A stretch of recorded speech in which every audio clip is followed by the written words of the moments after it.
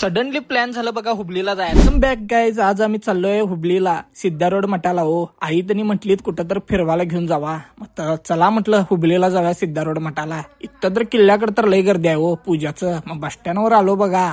बस स्टँडवर येऊन हुबलीचं बस तर लई गर्दी व्हालतं. कसं तर जागा धरलो बघा सीट सगळ्यासने. मग तसंच आम्ही हुबलीच्या प्रवासला निघालो बघा. रोडावरनं चाललो बघा. मस्तच वारं आलतं तो खिडकीत. आमच्या आई तरी काय बसून बोलणं चालू. हुबलीला जाताना मंदिर दिसते बघा, नदीत आहे बघा हे मंदिर. एकदा आम्ही सगळेजण आलतो इथं मंदिरात. मग तसंच आम्ही एंट्री झालं बघा हुबलीत. आता तसंच आम्ही बस स्टँडकडे आलो बघा. बस स्टँडकडे तर उतरून आता पहिला रिक्षा बघितला बघा. रिक्षा पकडून आम्ही आता आलो बघा सिद्धा रोड मठाला. मठात तर आलं एक नंबर आहे हो. वातावरण तर एवढं भारी, बघून तर लय भारी वाटालतं. मग चाललं बघा आम्ही असंच. मग आतनं तर लय भारी होतो. मग तसंच लाईनीत थांबलं बघा. मग तसंच आम्ही आता पुढं देवाच्या दर्शनला. इथं मोबाईल अलाउड नाही हो. मग तसंच येऊन बाहेर हे केलं बघा.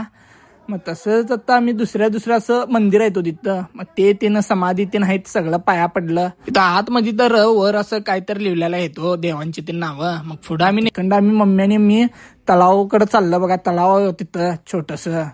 मग तसंच आम्ही तिकडे तलावाकडे आलो बघा. तलावाकडे तर येऊन मस्तच होतो. तिथं मध्ये पण एक मंदिर होतं. तसंच आम्ही पुढं मग काय तर भूक लागलेलं खायचं म्हटलं. आई त्यांनी पाणीपुरी खाल्ली.